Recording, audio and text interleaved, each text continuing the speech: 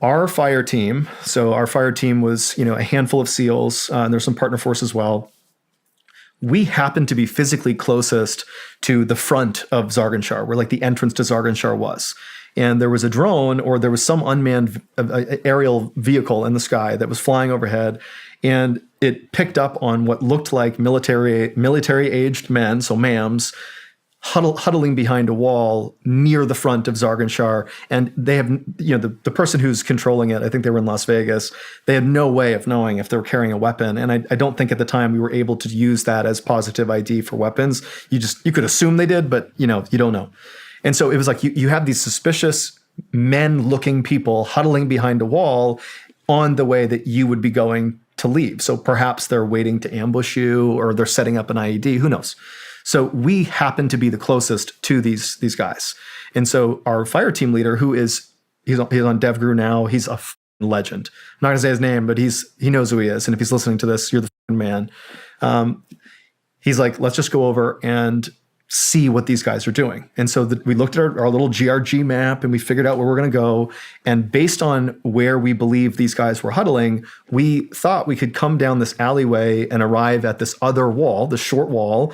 It's like a T intersection. You'll arrive at the short wall right in front of you. And in theory, you could poke your head over this wall and look out across this field, if you will. And on the other side, at the other wall, that's like, hundreds of meters away, would be these guys that have been spotted by the camera. However, somehow or another, it did not get relayed to us that these guys were not on that wall. They were huddling behind the wall we were walking up to, like a foot away from us. And so we didn't know that, and we were very sneaky. We made our way, down this alleyway, and it's like totally silent. It's dark. We're on nods. It's a lull in all the gunfighting. It's like silent. It's eerie. And we walk down this alleyway, and we get to this T intersection where, again, all we're going to do is poke our heads over the wall and just give it like a sit rep on like who these people are. What are they doing? Do they look like a threat? What should we do? But instead, I didn't see them because I wasn't the guy who looked over the wall. We get to this wall, and we've been so quiet that no one's heard us. And our team lead and one of the other new guys, they poke their head over the wall, and they just come back down, and they're right there. And they haven't heard us by this point. So no one's making a word. No one's saying anything. And we all just look at each other. And my team lead, he just gets down on one knee, and he looks at the other new guy, not me, the other new guy. And he just lightly taps his leg, like stand on my leg and start engaging the enemy. And so like in the space of like 2 seconds, it's like suddenly there's gunfire going this way. And these guys on the other side of the wall who were absolutely fighters. That's the other thing. How many of them were there? I think, well, when we were there, we thought there were 2. So 2 people was our assessment when we literally got there. But after the fact, I've heard conflicting reports about there being up to 7 people on the other side of the wall. There is a video of it, and it's grainy enough that there's no way that you could actually tell. But there was at least 2. There could have been 7. I honestly don't know, because what happens next is such a blur. When they peeked over the wall, they became, our guys immediately knew, like, they have guns, these are combatants. And so he signals him like we have to engage, or they're going to engage us because they haven't heard us yet. And when we began engaging them, they were holding grenades, at least we believe, with the pins already pulled, like waiting for this moment. If you find us and you take us out, we're going to let go of these grenades and take you with us. And in the middle of this initial volley from our end going over the wall, these grenades, 2 grenades, at least I think it was 2, came over the wall. And one of them actually hit my shoulder and then bounced to the ground next to me. And you got to understand that it's nighttime. I'm on night vision. And so for people who have not been on night vision, it's like we had these, they're called ANS PV15s or something, where it's actually grayscale. So it's not green and yellow or whatever. It's like gray and blue. It almost looks HD. But with night vision, you can pick up infrared light that you can't with the naked eye. And the drone overhead that was basically providing support for us had a spotlight, an IR spotlight on the place where we were. So we're in a spotlight, but it's a spotlight you can only see on night vision. And they were flashing the spotlight because we're in the middle of a contact at this point, and they needed to signal to the other aircraft what was going on. And so they're like flashing the strobe. And so as soon as this gunfire started, I'm standing in this relatively small spotlight that looks like a flashlight from God is shining down, but I can only see it on my nods, and it's flashing. And so as the light is flashing around me, I'm standing there. I'm not shooting, doing anything. I'm behind the guys that are engaging.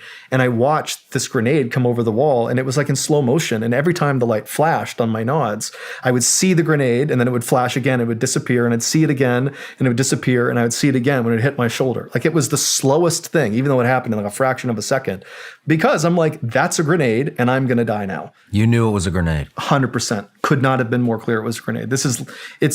I tell people that in this moment, which went so badly, my brain was able to function at a level that it never has before. And I really believe it was operating out of, you're actually on the brink of dying. And so your brain is doing everything it can to save you.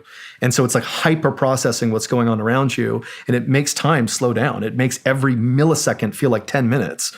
And so I really did have this weird moment of knowing this grenade was about to detonate. And I didn't know if it would detonate here, who knows? But if it detonates here, it's blowing my head off. I'm dead. And so I remember as it came over, my first thought was, oh my God, please detonate below my head so at least I can have an open casket funeral and my family can identify me. And so when it hit my shoulder and it began falling towards the ground, I was actually relieved. I was like, phew, it's going to blow up here and still totally kill me, but my head will be intact. My family can see me. And then it hits the ground and I'm like, oh shit, I might survive this. And then all of us just kind of like turned and like because it's totally chaotic. No one even knew where the grenade went. And it's like, we all kind of like turned and then it detonates and it just felt like someone had taken a handful of rocks and just kind of chucked them at me. It didn't hurt at all.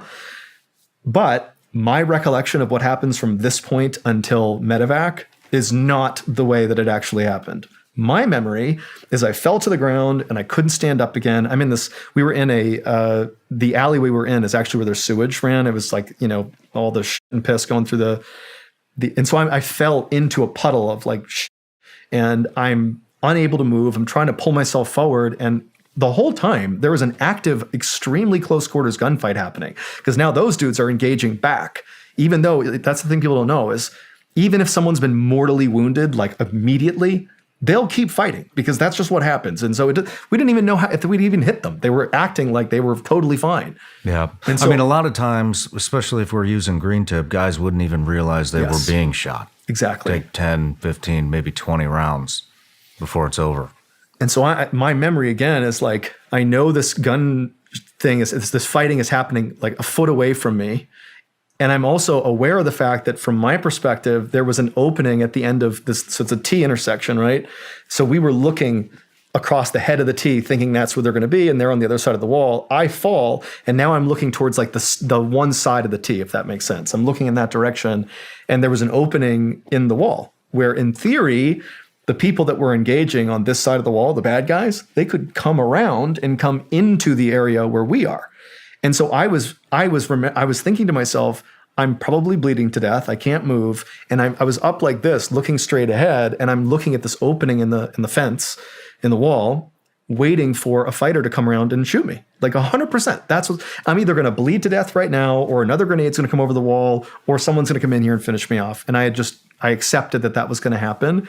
And when I really couldn't move myself, what began running through my mind before I thought I was going to die was like, what will my obituary say? And not from oh boy, I wish it was more full. It was more just like factual. Like, I wonder what it'll say.